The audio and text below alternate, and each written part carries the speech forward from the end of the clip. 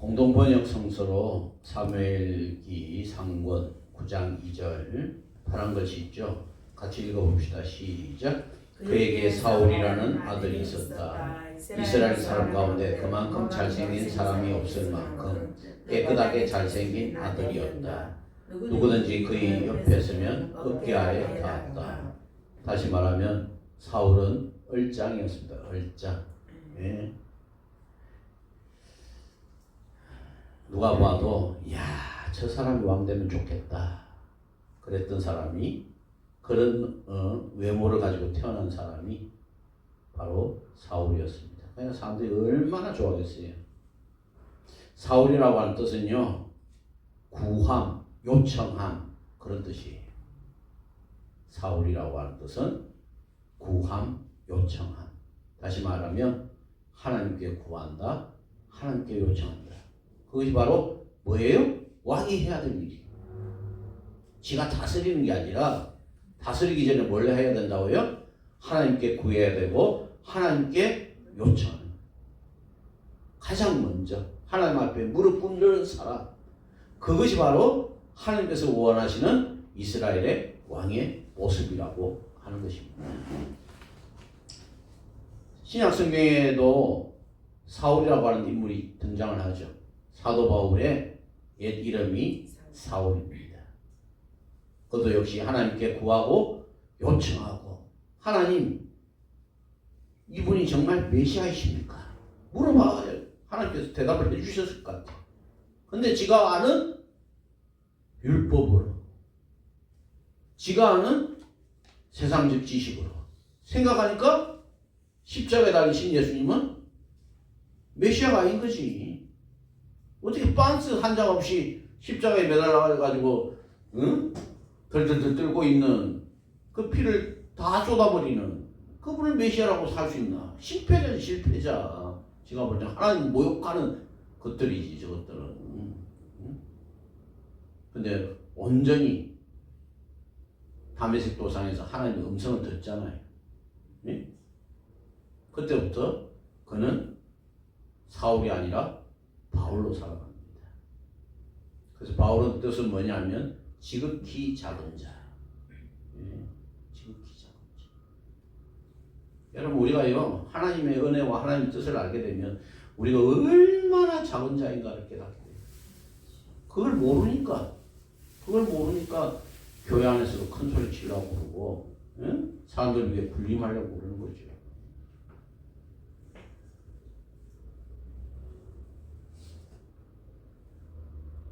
그래서 사울은 이스라엘의 첫 번째 왕으로 사무엘 시대의 사사체제에서 왕정체제로 전환되는 시기에 세워집니다.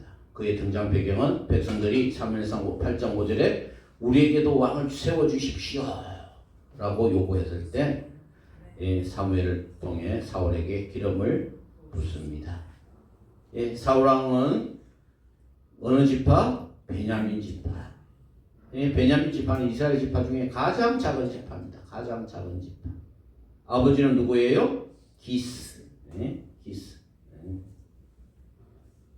그래서 뽑고 뽑아서 이 사울이 걸리는데, 가장 작은 지파에 가장 힘없는 집에 가장 겸손한 자를 하나님께서 뽑으십니다. 그러나 그의 외모는 준수한 자라. 이스라엘 자손 중에 그보다 더 준수한 자가 없고 모든 백성이 얻기 위만큼 더 컸다고 사무엘상 9장 2절은 말씀하고 있습니다. 겸손하고 순박한 성품으로 왕이 될 자격이 있다고 사람들이 다 그렇게 생각을 한 거죠. 아마 사무엘도 보면서 야, 요 정도면 됐다 그 생각이 들었을 거예요. 그러나 그 성품이 어떻게 돼요? 그 모습이 어떻게 돼요? 시간이 지나며 교만과 불순종으로 똘똘 뭉쳐지는, 완전히 뭐 여기뿐만 아니라 열등감은 또 100배, 1000배, 만배가 돼가지고 하여튼간에 못된 것들만 다 그냥 3종 세트가 돼버리는 그러한 사울로 변경이 됩니다. 자, 왕으로서의 소명과 적기는 사무엘상 9장 11절에 기록되어 있습니다. 아버지의 잃어버린 암나기를 찾으러 나갔다가 하나님의 뜻으로 사무엘을 만나. 자기가 잃어버린 암나기 찾으려고 애쓰고 수고하는 그 모습을 보면서 사무엘도 감동을 받았고, 하나님도, 그 겸손했던 모습, 그 하나를 위해서 충성을 다하고 열심히 한 그 모습, 하나님께서도 아마 기뻐 받으셨을 것 같아요. 그래서 그에게 기름을 붓고 하나님의 영이 그에게 강하게 임합니다. 암몬 사람 나하스가 길라디 야베스를 공격할 때 사울은 성령의 감동으로 이스라엘을 귀 앞에 대성을 거둡니다. 이후에 백성들이 얼마나 기뻐하고 그를 왕으로 공식 휴대하게 됩니다. 그래서 사울의 왕으로서의 역할은 먼저 정치적인 역할을 보면 부족 중심이던 이스라엘 통합에 중앙 집권적인 왕국의 기틀을 마련합니다.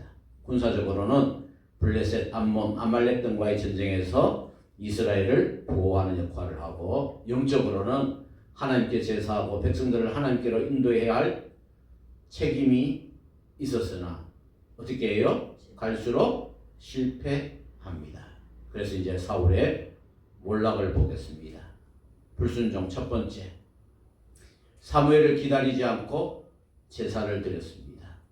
블레셋이 쳐들어오자 백성이 두려워서 떠나갑니다. 안 그래도 군사도 없는데 백성들 다 떠나가면 나는 이제 끝장나는 거지.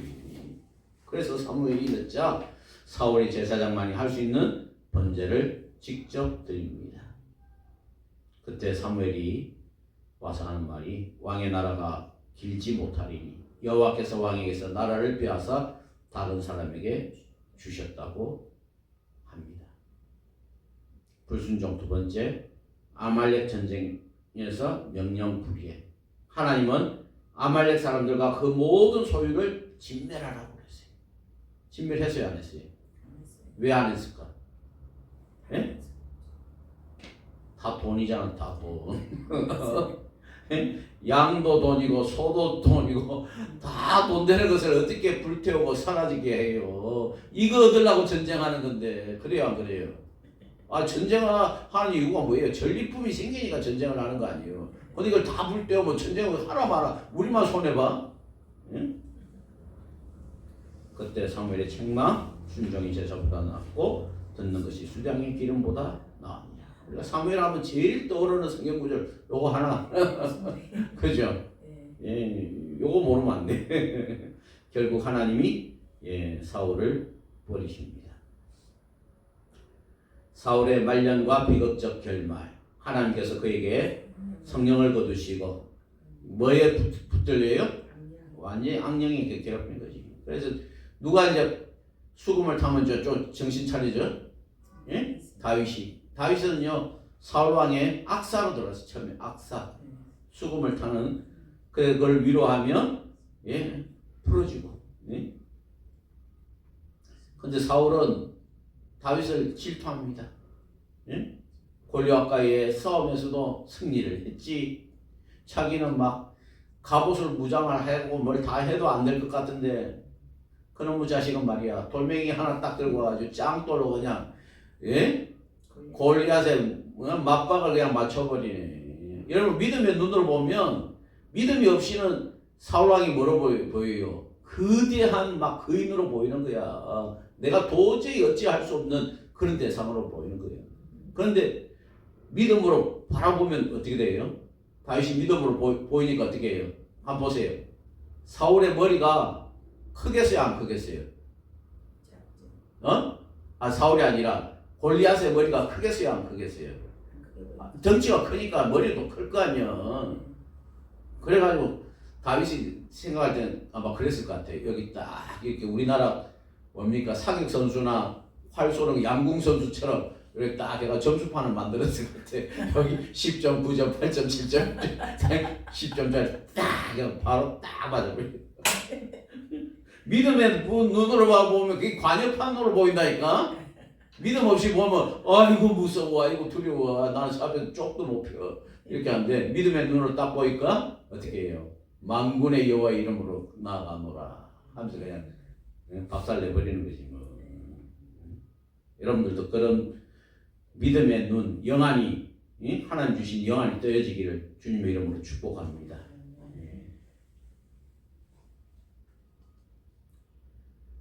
그래서 나중에는 전쟁이 났을 때 사무엘이 전쟁에 나가 죽습니다. 하나님께 감히 묻지 못하고 그는 누구를 찾아가요? 신접한 여인. 뭐 영빨이면 다 영빨이 아니에요. 분별을 잘해야 돼. 하나님을 찾아야 되는 시간에 뭘 찾는 거예요? 엔돌의 신접한 여인, 저기 더 세다. 그쪽으로 가는 거야 그냥. 우리가 너무 영적인 막 번쩍번쩍 하는 것만 보여주면 저 이재로한테 다 가게 돼 있어. 우리가 말씀으로 깊이 말씀으로 세워줘야 돼요. 그 뒤에 은사가 필요하고 예언도 필요하고 여러 가지 능력도 필요한 거지. 말씀에 뿌리가 없으면 번쩍번쩍 하는 것만 쳐다보면은 내가 옛날에 할렐루야 기도가 가가지고 김계화 원장 춤추는 거 보는데 놀랬다. 저건 사탄이다 사탄. 내가 온몸에 그냥 유리구슬 달아놓고 번쩍번쩍 이 뭐이 관계사에 뭐 하는 거야 그냥. 내가 그 뭡니까 메추라기 누구 거기 가면 메추라기 구이가 맛있다 해가지고 나 꼬셔가지고 갔더만은 그거 하고 있네. 그리고 사람들이 주님을 위해서 기도를 해야지. 전부 다 샘물 물가 우물물 같은데 거기 다 쭈그려 앉아가지고 기도한다고. 이야 정말 기가 막히더라. 기가 막혀. 우리가 영적인 것도 중요하지만은 정말 그런 현상만 쳐다보고 가면 안 돼. 정말 하나님의 말씀 가운데 굳건하게 서야지 우리가 흔들리지 않을 줄 믿습니다. 그래서 블레셋과의 전투에서 패배하고 마지막으로 아들 요나단 등과 함께 길보아 산에서 스스로의 칼에 엎드려져 자살하죠. 자살하지 마십시다. 요새 자살한 사람들이 얼마나 많은가 몰라. 죽는 사람은 거의 10% 이상이 자살로 다 죽더라. 요번 연예인들 봐봐요. 아이고 아무리 영광 취하면 뭐예요. 그래서 사울의 삶의 의의와 교훈을 한번 봅시다. 자, 제가 빨간 글씨 읽으면 같이 읽어봅시다. 역사적 의의, 이스라엘의 첫 번째 왕으로 왕정의 제도적 시작을 열었음. 성경적 교훈, 순종 없는 제사는 하나님이 받지 않으신다. 인간적인 비극, 처음은 겸손했으나 권력과 교만으로 하나님께 불순종했다. 대조되는 인물, 사울의 불순종, 다윗의 회개와 순종. 이 두 사람의 대비는 성경 전체에 큰 교훈이 되고 있다. 그래서 결론은 사울의 인생은 겸손으로 시작했으나 교만으로 끝난 비극의 왕이었다. 그는 기름 부음 받은 왕이었지만 하나님의 말씀보다 자기 생각을 앞세운 불순종으로 인하여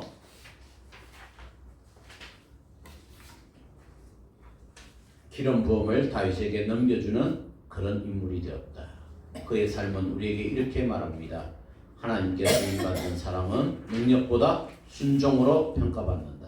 다시 한번 시작. 하나님께 쓰임받는 사람은 능력보다 순종으로 평가받는다. 얼마나 인물이 잘났고 뭐 학벌이 뭐고 뭐 요새 뭐라고 그래 스펙이 뭐고 그게 아니야. 하나님께 순종하는 사람. 하나님께 순종하는 사람.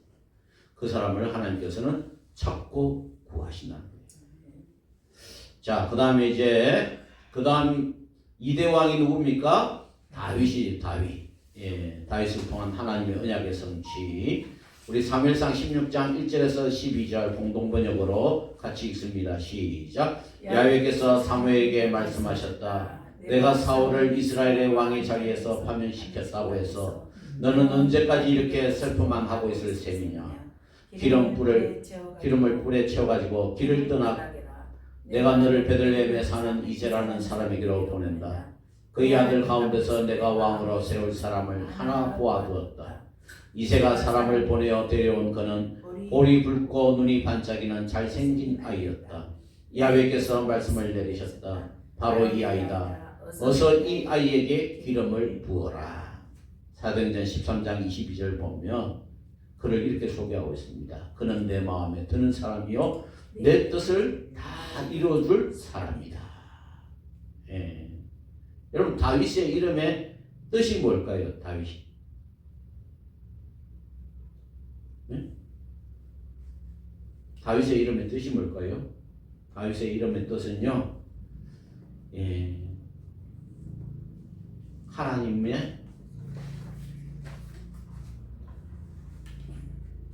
하나님의 사랑이시다.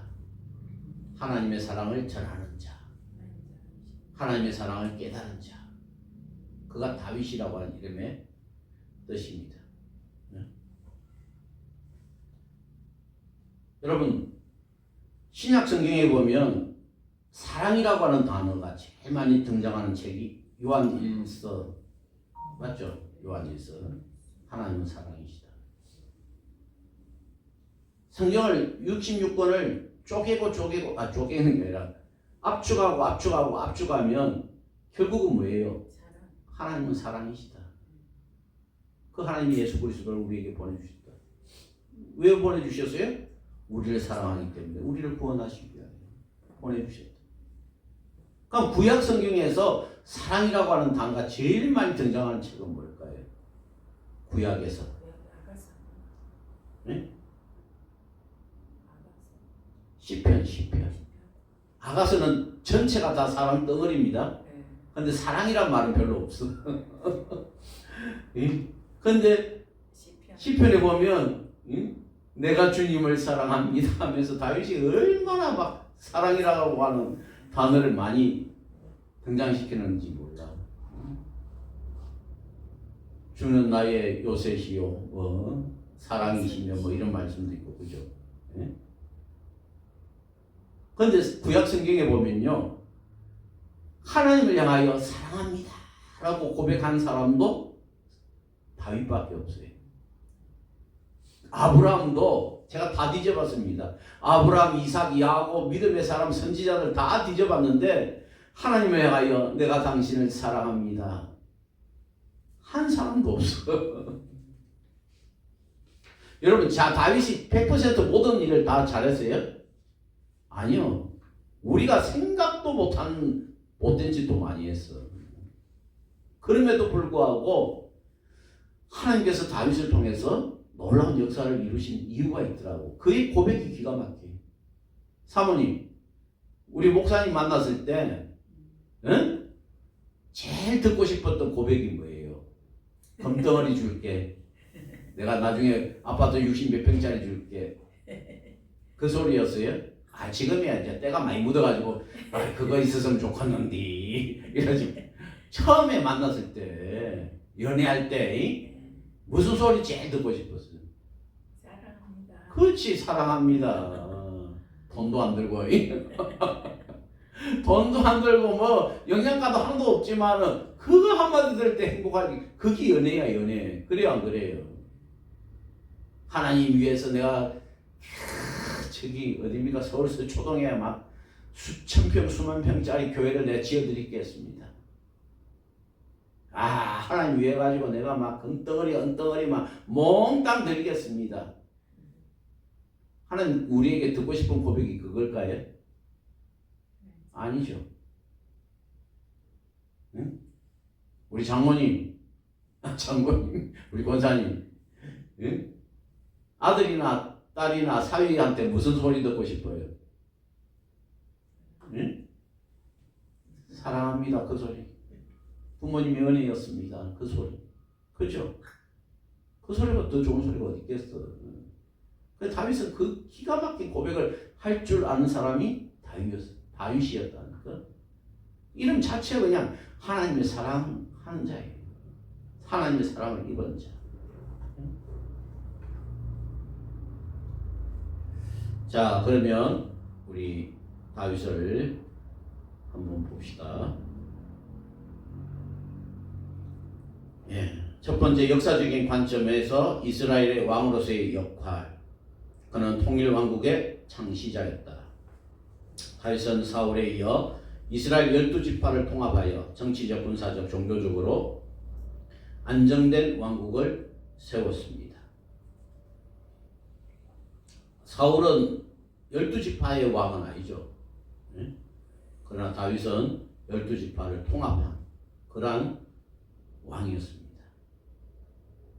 사무엘하 5장 1절에서 5절 보면 우리가 이미 사울이 왕이 되었을 때도 당신은 우리를 이끄셨나이다. 이를 통해 이스라엘은 하나님의 백성의 공동체로서 하나의 정체성을 확립했습니다.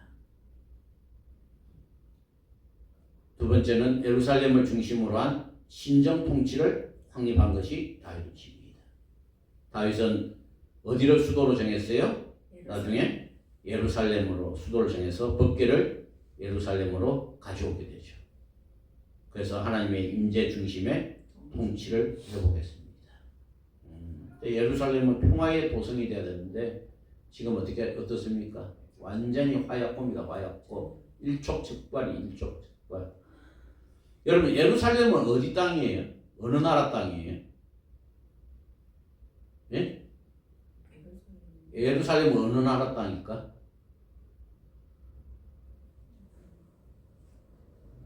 어느 나라 땅도 아닙니다. 어느 나라 땅도 아니에요. 예? 그런데 미국의 트럼프가 예루살렘을 이스라엘의 수도로 삼겠다. 그러니까 가만 안 있죠. 여러분 팔레스타인 전 지난번에도 이야기 드렸다시피 이스라엘이 몇 년 전에 나라를 잃어버렸어요. 예수님 지나고 바로 나라를 잃어버렸어. 그러니까 2000년 전이죠. 우리로 말하면 2000년 전이 어떤 시대예요? BC 108년에 고조선이 멸망했으니까 고조선 시대입니다. 고조선 시대에 자기 나라가 없어졌어. 근데 1940년대에 삐질삐질 들어오더만 이거 우리 땅이래. 이거 우리나라래. 너희들 다 나가래. 그럼 여러분들 가만히 있겠어요? 그게 팔레스타인과 이스라엘의 분쟁입니다. 그래서 예루살렘은요 어느 누구의 땅도 아니고 그곳에서 유엔의 통제를 받아가지고 5개의 묘지가 있거든요. 예루살렘에는 통곡의 벽 있는데 첫 번째는 어디냐? 밑에 이제 유대교 그 위에 황금 돔을 짓고 있는 이슬람.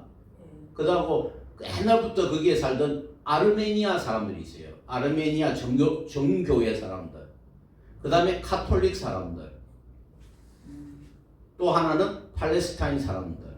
요 5개가 공동으로 땅을 분배해가지고 살게 돼 있어요. 그런데 이 사람들이 거기서 살겠어요? 제대로 살겠어요? 그러니까 툭 하고 싸움이 붙는 거지. 그래서 예루살렘 요즘은 성지순례 가도 예루살렘 못 보고 오는 경우도 많다고 그러더라고. 그만큼 경계가 살벌한 곳이 예루살렘입니다. 예루살렘에 하나님의 통치와 하나님의 평화가 이루어지기를 원합니다. 그래서 예루살렘은 그 이후에 하나님의 거하시는 곳이라는 신학적인 상징이 됩니다. 다윗 시대를 통해서 율법과 예배 질서가 회복됩니다.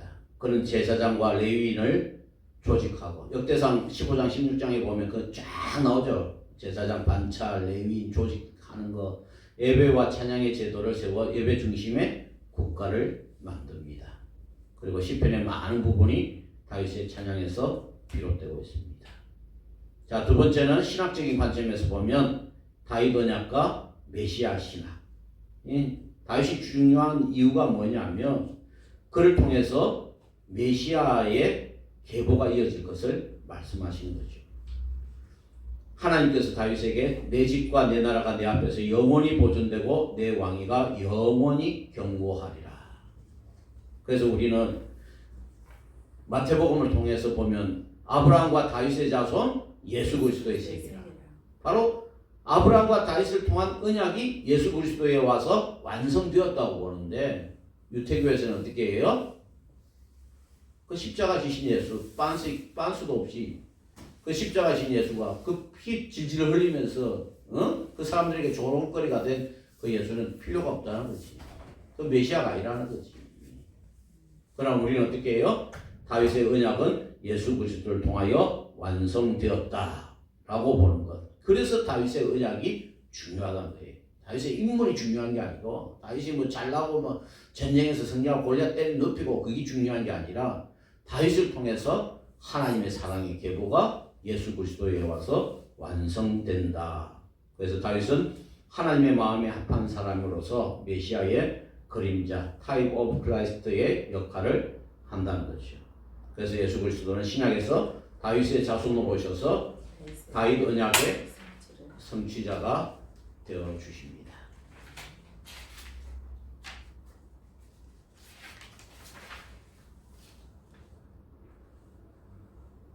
자, 세 번째는 하나님 나라 신학과의 연결. 다윗의 왕권은 인간 왕정이면서 동시에 하나님의 통치의 도구로서 하나님 나라의 지상적 예표로 기능합니다. 신약에서는 이 통치가 바로 예수 그리스도 안에서 완전하게 실현되어 영원한 하나님 나라로 확장되는 것이죠. 자, 영적 도덕적 관점에서 보면 다윗은 분명한 한계가 있는 인간이었습니다. 그럼에도 불구하고 하나님께서는 그를 통하여 하나님의 역사를 써내려가는 것을 보게 됩니다.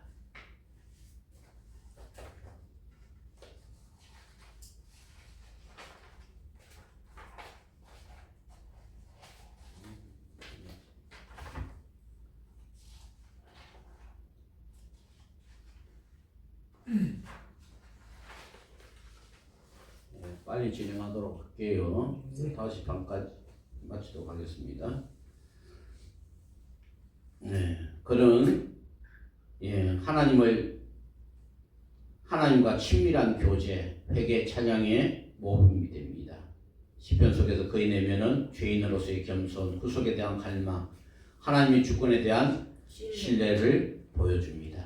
그러나 인간적인 실패, 어느 누구보다도 인간적으로 진짜 적나라하게 실패한 사람이 또 다윗이기도 합니다. 여러분 밧세바 사건 아시죠? 사무엘하 11장에 밧세바 사건, 세상에 왕으로 해야 될 짓이 이 짓입니까? 우리아의 아내 밧세바 한눈에 반해버려. 여러분 다윗이 마누라가 몇 명이에요? 성경에 보면 다윗이 마누라가 몇 명인 줄 아세요? 9명. 성경에 등장하는 마누라만 9명. 근데 그 눈이 또 뒤집어지네. 남들은 다 전쟁 나가 있는데, 그죠? 암몬과의 전쟁 나가 있는데. 지금 한가하니까 이기고 뻔하고 이스라엘은 강국이 돼 있고 지붕에서 빙글빙글 돌다가 목욕하는 여인을 봤어요. 그러니까 우리가 생각할 때요, 이스라엘이 엄청나게 큰 나라인 줄 아는데 그건 뻥입니다, 뻥. 죄송합니다만 성경이 뻥이라는 게 아니라 이스라엘이 그렇게 큰 나라가 아니에요.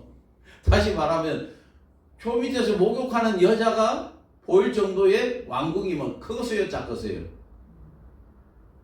그러니까 우리가 성경에서 보면 굉장히 막 큰 나라고 솔로몬이 엄청난 사람이고 하는데 전체적인 세계 구조에서 보면, 세계 지도에서 보면 요만한 나라예요, 요만한 나라. 지금 이스라엘도 요만한 나라인데 그때 나라의 한 3분의 1 정도 될까? 이스라엘 영토가? 그 정도밖에 안 됩니다. 우리가 볼 때는 엄청나게 큰 나라 같지만, 세상에 옆집에서 목욕하는 밧세바가 보일 정도 왕궁이면 그게 왕궁이냐고. 아무튼 그 밧세바를 갖다가 막 신랑 전쟁 나감통에 범하고 말이죠. 여러분 성경에 보면 햇사람이라고 하는 것이 많이 등장합니다. 햇사람, 그죠? 우리아의 아내, 우리아도 햇사람이라고 기록되어 있고, 갈렙인가? 그 사람도 햇사람이라고 기록되어 있는 것 같은데, 햇사람이 뭐냐면 세계사에 보면 히타이트족. 처음으로 철을 발견했던, 철 문화를 이루었던 히타이트족이 그 당시에는 세계에서 제일 큰 문화입니다. 그래서 성경에도 보면 해쪽 족들이 여러 명이 있다고. 그 중에서 가나안 땅에 들어와 있는 사람들이, 히타이트족 중에서 가나안 땅에 들어와서 살던 사람들이 해쪽 속입니다. 그 투르크가 아니라 저 어디야? 튀르키예. 거기도 보면 옛날에 투르크족이 그 튀르키예가 터키가 다시 말하면 투르크의 땅이잖아요. 투르크의 땅. 네. 거기 보면 흉노족이거든. 원래 뿌리가 흉노족. 근데 그 사람들이 들어오기 전에 살았던 사람들이 히타이트족이에요. 다시 말하면 고대 근동 시대의 이 히타이트족들이 엄청나게 많이 퍼져가지고 살았던 것을 보게 됩니다. 그래서 이 헷 족속의 사람이었던 우리야 그 아들을 범하게 됐죠. 그래가지고 덜컥 뭐가 생겼어요? 애가 생겼네. 아, 얘가 생기면 안 되잖아. 남편은 저기 전쟁통에 나가 있는데 그 남편이 딱 와가지고 자기 아내가 임신한 걸 알면 어떻게 되겠어요? 난리 날 거 아니야. 그러니까 다윗이 어떻게 합니까? 그 우리아를 불러가지고 한번 하라고 신방 차려주잖아요. 근데 아내 이놈 새끼가 지금 전쟁 중인데 지금 적군과 싸우는데 지금 이거 할 시간이 되겠습니까? 얼마나 열받겠어요 다윗이. 그러니까 어떻게 해요? 예? 나중에 다윗을 요압을 시켜가지고 가장 전쟁 앞에 가서 세우라고 총알바지하라고 제일 먼저 세우라고 해가지고 장렬하게 죽습니다. 야 여러분요, 죄가 요만큼한 것에서 시작돼가지고 점점 퍼져가지고 나중에 뭡니까? 살인죄가 되고 국가로 말하면 반역죄가 되는 거예요. 누가 그 짓을 하고 있습니까? 왕이라고 하는 사람이. 하나님을 사랑한다는 자도요 넘어지고 자빠지고 뒤집어질 때가 있다니까. 그래야 그래요. 예? 다윗도 그런데 우리라고 끝까지 막 독약 청청하고 뭐 100번 고쳐 죽어도 뭐 편함이 없을 것 같아요? 아니요. 사모님, 우리가 하루에요, 예? 이 얼굴을 찡그리잖아. 얼마만큼 얼굴을 찡그리는 줄 아세요? 예? 내가 안 살려봐서 모르지. 우리 어르신들 그러잖아. 5만 상을 찡그린다고. 우리 얼굴이 5만 번이 구겨진대. 5만 번이. 인간이 그런 존재라니까. 그러니까 내 믿음이 어디 있어? 다윗도 자빠지고 넘어지는데 뭔 내 믿음 찾아서? 응? 우리 교회 찾지 마. 하나님 찾아. 그래가지고 막 이걸 시작으로 해가지고 다윗의 집안이 막 엉망진창이 됩니다. 나중에는 막 솔로몬만 왕이 되냐? 니도 왕이 되겠다. 나도 왕이 되겠다 해가지고 막 다윗의 넷째 아들 아도니아도 반역을 일으키고, 또 누가 반역을 일으켜? 셋째 아들 압살롬도 반역을 일으키고. 압살롬이라고 하는 이름의 뜻을 아세요? 어떤 뭐 이러다가 압살롬은 진짜 지가 아버지도 죽이려고 했더니 압살롬이라고 막. 근데 압살롬의 뜻은요, 평안입니다. 평안. 샬롬. 나의 아버지는 평안이다. 근데 그 아버지를 죽이려고 했던 것이 압살롬입니다. 여기 내가 적어놨네. 다윗의 아내 이름 제가 말씀드릴게요. 미갈, 아이노암, 마아가, 핫깃, 이비달, 에글라, 바세바, 아비세. 성경에 등장하는 사람만 9명. 자식은 또 얼마나 많겠어. 그러니까 집안 잘 날이 있겠어요, 없겠어요? 예? 왜 이렇게 자식을 많이 둬요? 왜 다윗이 정력이 워낙 세가지고 이 마누라를 이만큼 둘까? 물론 다윗이 정력이 셀 수도 있습니다만은, 예? 우리나라 고려 왕건이 마누라가 한 40몇 명이더라고. 왜 그렇게 해요? 왕권이 약하니까. 왕권이 강화되기 위해서 호족들, 세력들을 다 끌어당겨야 되는 거야. 그러기 위해서 뭐를 해야 돼요? 결혼 동맹을 맺어야 되는 거예요. 어쩔 수 없는 거예요. 나중에 사울왕도 마찬가지. 사울왕이 아니라 이 아들내미 이름 뭐예요? 솔로몬도 마찬가지야. 솔로몬이 막 청력이 워낙 좋아가지고 맨날 비아그라만 처먹어가지고 그렇게 마누라를 두는 게 아니라 정략적인 결혼을 할 수밖에 없는 그것이 외교예요. 그 고대 시대에는 그게 외교야, 외교. 응?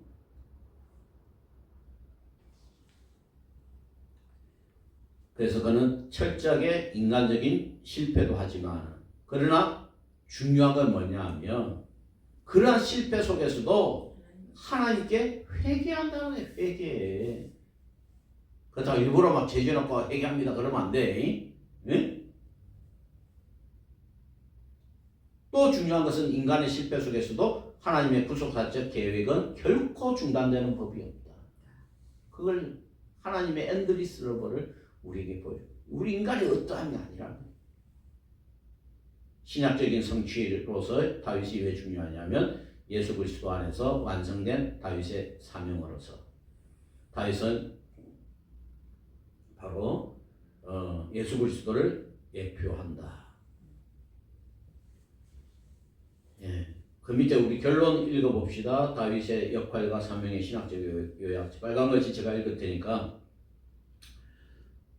빨간 글씨하고 내용은 제가 읽을 테니까 신학적 의미는 우리 같이 합시다. 정치적 역할, 통일 왕국 건설, 예루살렘 중심 통치, 하나님의 통치가 역사 속에 드러났다. 종교적인 역할, 예배제도 정비, 찬양과 율법 회복, 하나님 중심의 예배가 회복되었다. 언약적인 역할, 다윗 언약 체결, 메시아 왕국의 예표가 되었다. 영적인 역할, 회개, 순종, 찬양, 하나님의 은혜와 용서의 모범이 되었다. 구속사적 역할, 예수 그리스도의 예표, 그리스도 안에서 완성되는 하나님 나라가 무엇인가를 보여주고 있습니다. 마지막으로 우리 솔로몬 한 15분만 하고 마치겠습니다. 자, 공동 번역으로 우리 솔로몬 파란 글씨 한번 읽어봅시다. 시작. 하나님께서는 이렇게 대답하셨다. 네가 장수나 북이나 원수 갚는 것을 청하지 아니하고 이렇게 옳은 것을 가려내는 머리를 달라고 하니 자 내가 네 말대로 해주리라. 이제 너는 슬기롭고 명석하게 되었다. 너 같은 사람은 전에도 없었고 앞으로도 없으리라. 열왕기상 3장 11절에서 12절 말씀입니다. 예, 여러분 솔로몬이라고 하는 이름의 뜻은 무엇일까요? 무슨 글자하고 비슷한데? 솔로몬. 그렇지, 샬롬. 샬롬하고 똑같은 의미입니다. 하나님은 평화이시다. 솔로몬, 샬롬 똑같은 어원입니다. 솔로몬의 또 다른 이름이 있죠. 예? 신대원 가려면 이거 시험 잘 옵니다. 솔로몬의 또 다른 이름 여디디야. 예, 하나님께서 사랑하시는 자, 하나님의 사랑을 입은 자, 그가 바로 이 여디디야 솔로몬입니다. 예, 솔로몬은요 어떻게 보면 왕이 될 제일 끝순이야, 끝순이. 근데 당시 다윗의 아들 중에서 개성 서열이 가장 높았던 자는 넷째였던 아도니아라고 합니다. 왜냐하면 첫째 아들이었던 암논은 셋째 아들 압살롬의 칼에 살해당합니다. 둘째인 길라압은 요절합니다. 그리고 셋째 아들 압살롬은 무리하게 왕위 계승을 시도하다가 요압에 살해당합니다. 거기다가 아도니아 배후에는 이스라엘의 군대사령관 요압과 대제사장 아비아달이 그를 지원하고 있습니다. 그러니까 누가 왕이 돼야 할 것 같아? 어디입니까? 아도니아가 왕이 돼야 되지만 하나님이 기뻐하지 않으시오. 당시 요압이 얼마나 잘 나가는 줄 아십니까? 나중에는 다윗한테 막 덤벼. 다윗을 위해서 목숨을 내놓을 정도로 충성했는데 나중에 자기 권세가 세니까요. 다윗에게 반기를 들어가지고 막 반역을 도모할 정도로 그랬던 자가 이 아도니아를 지원할 정도였어요. 그러나 하나님께서 막으시면 안 되는 줄 믿습니다. 하나님께서 하시면 하실 줄 믿습니다. 예? 그래서 이 솔로몬은 구약 성경 중에 시편의 시 상당수, 잠언 구절 중 상당수, 또 대표적으로 전도서, 아가서 이런 책들을 지은 작자로 알려져 있습니다.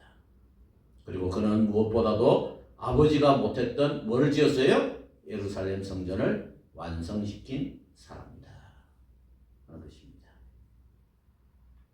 그래서 그를 통해서 이스라엘 통일 왕국은 안정이 되었고 번영을 이룹니다. 또한 그는 성전 건축자로서 바로 성전은 하나님의 임재와 언약의 상징이자 이스라엘 신앙의 중심지로 자리를 이제 굳건하게 자리 잡게 됩니다. 또한 그는 무엇보다도 지혜의 왕의 지혜가. 응? 그래서 하나님은 그에게 지혜로운 마음을 구한 그 왕에게 지혜와 총명과 명철을 주셨다고 하는 거예요. 여러분 지혜가 뭐예요? 지혜가 암기 능력이 뛰어난 게 지혜입니까? 지능지수가 높은 것이 지혜입니까? 아니요. 진짜 지혜는 뭐냐? 하나님의 뜻과 하나님의 그 생각이 무엇인가를 분별할 줄 아는 거. 그게 지혜야, 지혜. 코헬렛. 예?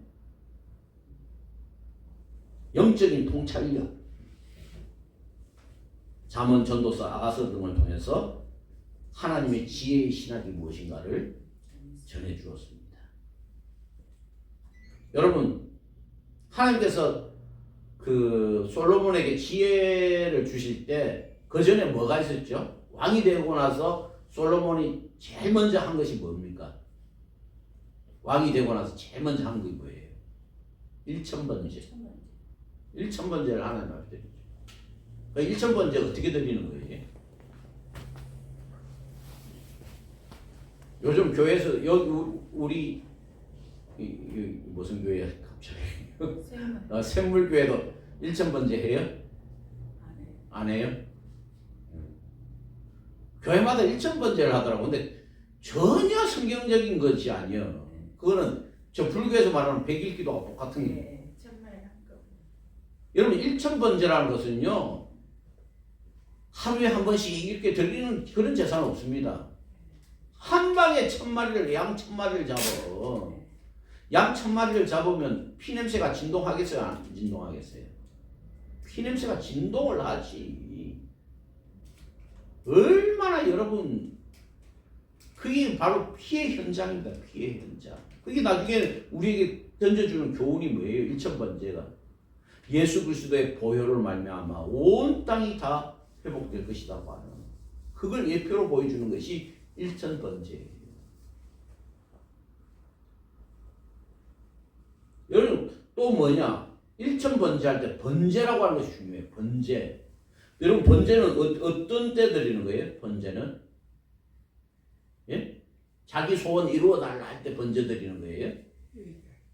번제는요. 첫 번째는 목사님 이야기하셨다시피 죄에 대하여 대속의 의미로 번제를 드립니다. 내 죄를 대신하여 번제물이 온전히 불에 타는 것 그걸 목격하는 거예요. 죄에 대해서 아파하는 것입니다. 또한 번제는 헌신의 의미를 드리는 거예요. 내 자신을 통째로 하나님 앞에 드립니다. 지금 이 양이 태워지는 것 같이 나도 온전히 태워져서 하나님의 제물 되게 하옵소서. 그런 의미로 드리는 것이지 자기 소원 이뤄달라고 우리 자식 대학 합격을 위한 1000번의 제물 그게 아니라니까. 왜 자꾸 헌금을 갖다가 무당 굿에 무당 굿하는 것처럼 그렇게 드리면 안 돼요. 내 몸을 온전히 불살라 하나님 앞에 드립니다. 그래서 솔로몬은요 1000마리의 양으로 하나님 앞에 드린 거예요. 이스라엘 백성들이 온전히 누구에게 순종하겠다? 하나님께 순종하겠다. 내가 어떤 왕이 되겠다? 하나님께 철저하게 순종하는 왕이 되겠다. 여러분 이거 아셔야 돼요. 일천번제를 드리고 나서 하나님께서 물어보십니다. 솔로몬아 너희가 원하는 것이 무엇이냐? 그때 솔로몬이 대답하는 것이 선악을 분별할 수 있는 지혜를 달라고 분별합니다. 솔로몬이 왕권을 강하게 해주십시오. 내가 왕의 통치를 잘하게 해주십시오. 백성을 통치를 잘하게 해주십시오 하고 천번제를 드린 게 아니라니까. 하나님께서 온전히 하나님을 예배하는 그 모습을 보고 네가 원하는 것이 뭐냐. 그때 하나님 선악을 분별하는 지혜를 주시옵소서. 이야 하나님 얼마나 뭐라고 하나 하나님 얼마나 기뻤을까.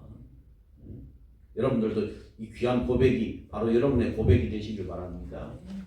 솔로몬의 철저한 헌신과 또 순종 그런 모습들을 보여주고 있습니다.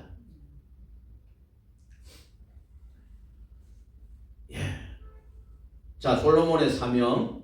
첫 번째는 하나님의 언약을 실현하는 사명. 솔로몬은 다윗 언약의 성취자였습니다. 내 아들로 내 뒤에 세워 그의 나라를 경복케 하리라. 신앙의 태를 잇겠다는 거예요. 믿음의 태를, 믿음으로 나라를 세우겠다는 것입니다. 하나님의 이름을 높이는 그 나라를 세우겠다는 것이 솔로몬의 사명입니다. 두 번째는 하나님 나라의 모델 제시. 그의 통치는 하나님이 다스리시는 왕국이 어떤 모습인지를 보여주는 하나님 나라의 모형임을 보고, 하나님 나라는 뭐예요? 하나님께 순종할 때만이 지속될 수 있는 나라가 바로 하나님 나라입니다. 계속해서 하나님께서는 그 순종을 통해서 하나님의 영광을 드러내시고 우리에게 하나님의 뜻을 가르쳐 주시고 그 뜻 가운데 우리가 살아갈 때 그것이 바로 구원이고 기쁨이고 축복인 줄 믿습니다. 세 번째는 성전 중심의 신앙이 회복되어서 성전을 잘 짓고 이제 예루살렘 성전을 중심으로 하나님을 잘 섬깁니다. 근데 잘 섬기면 얼마나 좋을까? 근데 나중에 가면 갈수록 어떻게 해요? 하나님을 어디다 가다 놔요? 예루살렘 성전에 딱 가다 놓는 거지. 우리가 예배 드릴 때만 하나님 우리 예배를 받아주세요. 우리가 세상에서 개판으로 살든 개판으로 살든 소판으로 살든 돼지판으로 살든 개입하지 마시고 우리가 예배당 가가지고 복 빌어 주십시오 한 것 때만 복 빌어 주시면 됩니다. 그런 하나님으로 만드는 거예요. 그래서 이스라엘이 나중에 쫄딱 망하는 것입니다. 완전히 패망하게 되는 것이 그거라는 거예요. 여러분 우리가 성전 중심보다 무슨 신앙의 중심이 돼야 돼요? 하나님 중심의 신앙이 돼야 돼요. 성전이 우상이 되면 안 됩니다. 여러분 하나님 중심의 신앙생활 되기를 바랍니다. 여기 샘물교회가 지금 월세를 얼마나 내는가를 몰라도 하나님 이곳에서 하나님 잘 섬기게 해주십시오. 하나님 그걸 기뻐하신다니까. 차량 10대 15대 막 돌려가면서 막 수만의 사람들을 끌어모아도 그곳에서 맨날 예배 끝나면 지지고 볶고 싸우고 남 탓이나 하고 그러면 하나님 기뻐하지 않는 거예요. 단 10명이나 12명이 모이더라도 제가 기도 제목이 있습니다. 내가 아름다운 우리 교회에 하나님을 온전히 잘 섬기는 12가정을 허락해 주셔서 천국 가는 그날까지 좀 같이 갔으면 좋겠습니다. 너무 꿈이 작은가요? 나는 그게 꿈이야. 한 가정 정도는 뭐 가룟 유다의 가정이 있을지 몰라도 11가정이라도 정말 하나님 마지막까지 목회사에 잘 감당케 해주십시오. 제가 그것이 꿈입니다. 꿈. 그래서 솔로몬의 삶의 신학적인 평가를 보면 초기에는 순종과 지혜를 했지만은 그러나 시간이 갈수록 그가 어떻게 돼요? 변질됩니다. 하나님의 음성은 귀에 잘 들려요? 안 들려요? 기도 뭐 열심히 하는 우리 원장님 귀에는 잘 들릴까 모르겠는데 잘 안 들려, 그죠? 하나님 막 금방 하나님 하면 막 눈에 딱 보여요, 안 보여요? 많이 보인다면 좀 조금 문제가 있어요. 저 이제로 그쪽으로 가야 돼. 잘 안 보이잖아. 근데 옆에 있는 강대국들은 잘 보여요, 안 보여요? 강대국들은 막 머릿속으로 얼마나 지금도 정치인들이 계산을 하고 있습니까? 그죠? 요걸 넣을까? 저걸 넣을까? 요렇게 할까? 저렇게 할까? 그거 눈에 잘 보여. 그러니까 이방 나라들을 의지하면서 이방 나라의 소리를 듣고 거기에 따라가니까요. 그래서 마누라도 여러 명 얻어야 되고요. 그 나라하고 무역도 해야 되고요. 여러분 하나님께서 내 성전을 지을 때 레바논 백향목으로 지어란 말이 있어요, 없어요? 없어. 막 두로왕 히람을 통해 가지고 막 무역을 잘해 가지고 막 그 사람들한테 막 금덩어리 은덩어리 다 끌어와 가지고 내 성전을 지으라는 말이 있어 없어? 있어요, 없어요? 나 우리 사모님만 보고 이야기해. 있어 없어? 없어, 그죠? 그럼 우리가 인간이 하나님을 향한 정성과 헌신이죠, 그죠? 근데 나중에는 이것이 기준이 되버리는 거예요. 이것이 기준이 되버려. 하나님은 내가 이렇게 해야 기뻐하신다, 저렇게 해야 기뻐하신다. 아니에요. 하나님 뭐라고요? 순종을 원하시고 정말 하나님께 순종하는 마음으로 하나님을 예배하는 자를 찾으신다는 거예요. 네. 그런데 이 한 번 번영주의에 사로잡히니까 이 솔로몬이 뭐예요? 좀 더 큰 거, 좀 더 큰 거, 좀 더 큰 것만 원하는 거야. 나라를 의지해도 어떻게 해요? 좀 더 큰 나라를 의지하면 될 것 같고, 거기에서 마누라 수입해가지고 내 마누라 삼으면 저 나라 왕하고 잘 지낼 것 같고, 그러면서 솔로몬은 여지없이 무너집니다. 국제무역, 국제결혼 막 하는 거죠. 예? 세속적 영향에 노출돼가지고 그 여자들이 올 때 몸만 오겠어요? 아니죠. 그 나라 신들을 다 끌고 오는 거지. 그래서 완전히 이스라엘이라는 나라가 나중에는 신 전시장이 됩니다. 신의 전시장이 되고요. 온갖 신들이 다 있게 됩니다. 그래서 우리가 지난번에도 이야기했다시피 기도할 때 솔로몬과 같은 지혜를 주시옵소서. 그러면 안 돼. 예? 나중에 그 지혜가 변질되면 얼마나 무서운 줄 아세요? 예? 마누라 많이 얻는 지혜, 재물 많이 구하는 지혜, 그 지혜는 망한다니까. 원래 솔로몬이 하나님 앞에 구한 지혜가 뭐예요? 선과 악을 분별하게 해달라고, 믿음 생활 잘할 수 있는 지혜를 달라고. 그게 지혜인 줄 믿습니다. 예? 그러니까 아이고 너무 높다고 너무 부러워하지 마세요. 막 학벌 뭐 이런 거 좋다고 너무 부러워하지 마. 우리 목사님들 진짜 좀 예? 학벌 정후군에 안 빠지셨으면 좋겠어. 그 가짜라도 어떻게 하면 따내려고 막 예? 세상 사람들한테 가지고 가면요, 목사들이 딴 박사는 그 인정도 안 해줍니다. 그거 하나 따라고 이력서에 그거 하나 더 적어 넣으려고. 내가 그렇게 했거든. 내가 그렇게 했거든. 그래서 내가 이 찔리는 마음으로 이야기를 합니다. 그 이력서에 하나 더 잡아 넣으려고. 그 교회 장로님들한테 잘 보일지 몰라도 하나님 결코 기뻐하시지 않는 것 같아요. 예, 마지막으로 요 나머지는 다 읽으시고, 예, 솔로몬이 그 지혜를 구하러 온 여자가 하나 있죠. 지혜를 구하러 온 여자가 아니라 솔로몬이 얼마나 정치를 잘하나 하고 저기 아프리카에서 온 여자가 하나 있지. 예? 시바의 여호와 영화도 있잖아요. 예? 시바. 예, 율보린도 나오는 거 시바의 여호와. 발음을 조심히 하시기 바랍니다. 시바의 여호와입니다.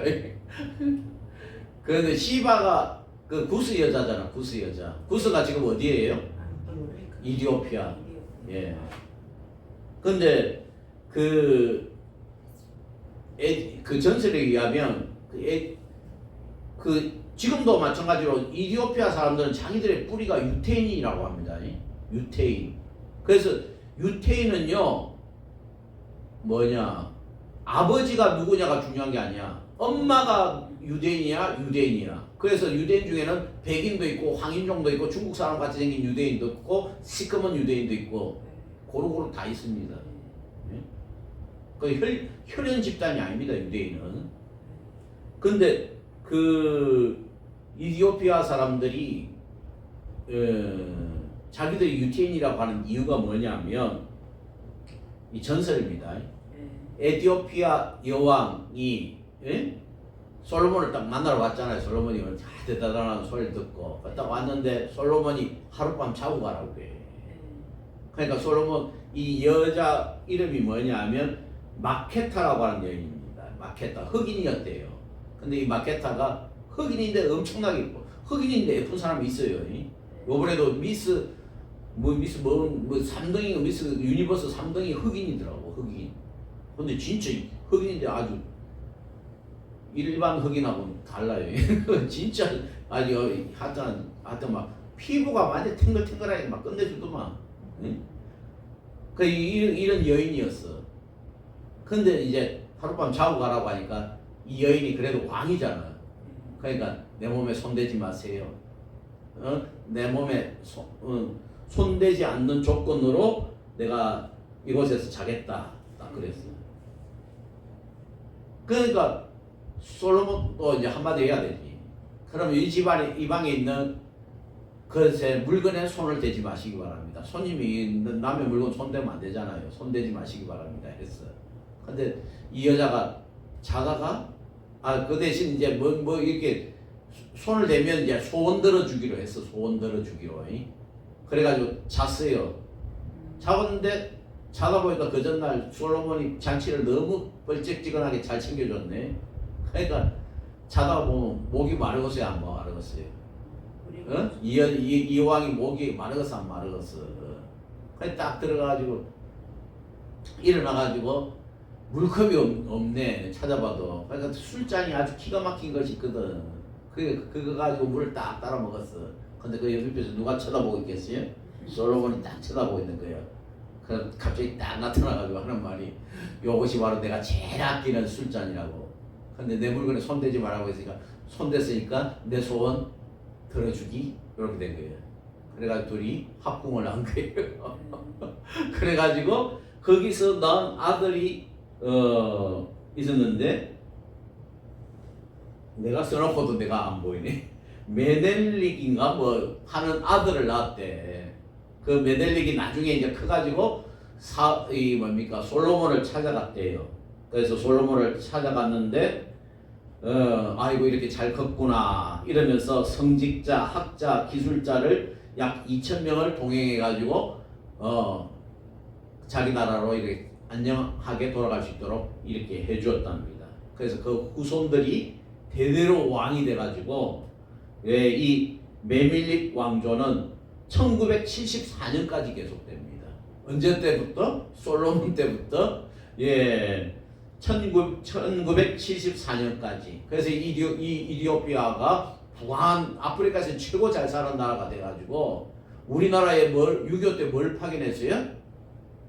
참전 용사를 파견한 나라가 이디오피아예요. 그래서 이 이디오피아가 1974년까지 3,000년 동안 225세대의 지속해서 왕을 배출하는 왕의 대를 이어가는 그런 왕국, 이디오피아 왕국이 된 거예요. 그래서 1960년도인가요? 이 이디오피아 왕이 우리나라 왔을 때 한경직 목사님 계시던 어디입니까? 영락교에서 예배드리는 모습을 전국에 다 중계가 됐다고 하더라고요. 저는 사진만 봤는데 그래서 그 왕이 왔을 때 그렇게 했는데 나중에 이 나라가 사회주의가 됩니다. 그러니까 지금은 이제 사회주의를 또 벗어났는데 그 사회주의가 됐을 때 제일 곤욕을 치렀던 나라가 치렀던 사람이 누구냐 하면 우리나라 참전용사들. 응? 자 괴뢰국에 가서 미국의 하수인 국가에 가서 목숨 걸고 충성했던 이 사람들이 하루아침에 애국자에서 완전히 매국노가 돼버린 거예요. 지금은 다시금 회복돼가지고 자유민주주의 국가가 됐어요. 그러면서 에티오피아가 가장 못 사는 나라에서 그래도 어느 정도 벗어나가지고 우리가 뭐 도와주면 되니까. 그렇죠. 그래서 우리가 결론으로 뭘 말하고 싶었냐면 대한민국이 이디오피아를 잊으면 안 돼. 예? 그 아프리카에서 그 새까만 사람들이 우리를 위해서 그 자유를 지키기 위해서 이 땅까지 왔는데 우리는 에티오피아 사람들을 얼마나 생각하고 그들 정말 옛날에 제일 못 산 나라가 에티오피아였잖아요. 사회주의 때. 그때 얼마나 우리가 그들을 위해서 기도하면서 얼마나 힘들었느냐. 지금이라도 늦지 않으니까 우리가 아프리카 사람들한테 빚진 사람들이다. 우리가 얼마나 찢어지게 가난했으면 아프리카 사람들이 우리를 도와주려고 이까지 왔을까. 그래서 우리가 그 월드 비전 이런 데 있잖아요. 열심히 해야 돼. 아니 나하고는 상관없지가 아니라 이 양자도 삼으시고 선교도 잘 하시고 이렇게 NGO 활동도 열심히 하시고 그렇게 해야 돼. 솔로몬 이야기하다가 여기까지 왔는데 아무튼 하나님은 끝까지 겸손한 자를 원하지. 솔로몬이 얼마나 잘났어요. 사울왕이 또 얼마나 잘났어. 그죠? 다윗도 잘났습니다만 꼬꾸라지고 넘어질 때가 있잖아. 그러나 자기 잘난 맛으로 목회하지 말고 자기 잘난 맛으로 우리가 살지 말고 끝까지 하나님 앞에 겸손함으로 정말 하나님께서 기뻐하시는 왕같은 제사장의 역할들을 잘 감당하는 우리 모두가 되기를 주님의 이름으로 축복합니다. 네. 하나님 아버지 감사합니다. 오늘은 사무엘부터 사울왕까지 함께 살펴보았는데 하나님 아버지 오늘 이 말씀이 우리에게 큰 교훈이 되어서 정말 왕과 같은 제사장으로 우리를 이 땅에 살게 하시니 아버지여